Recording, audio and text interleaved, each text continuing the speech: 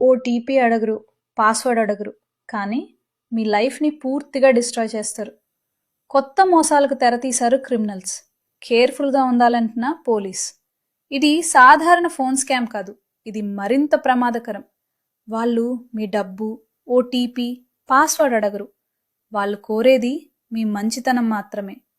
ఇటీవల malls, metro stations, markets లాంటి public ప్లేసెస్లో ఒక కొత్త మోసం జరుగుతోంది.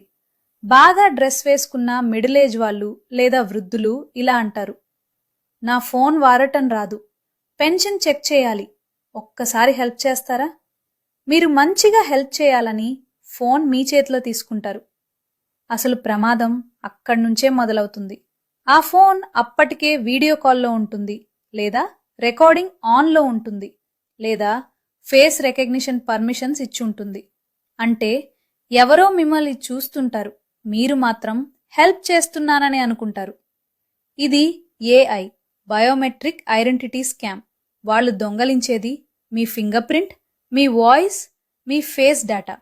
ఈ మూడు కలిస్తే మీ డిజిటల్ క్లోన్ తయారు చేయవచ్చు. తర్వాత ఏమవుతుంది తెలుసా?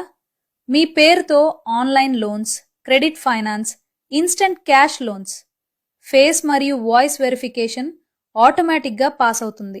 మాత్రం 30 నిమిషాల్లో మీ పేరుతో లక్షల అప్పులు తీసుకుంటారు.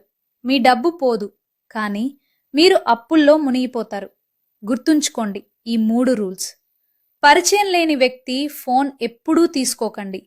అన్నోన్ వీడియో కాల్స్ ఉంటే వెంటనే కట్ చేయండి. కెమెరా ముందు మాట్లాడమంటే అస్సలు మాట్లాడకండి.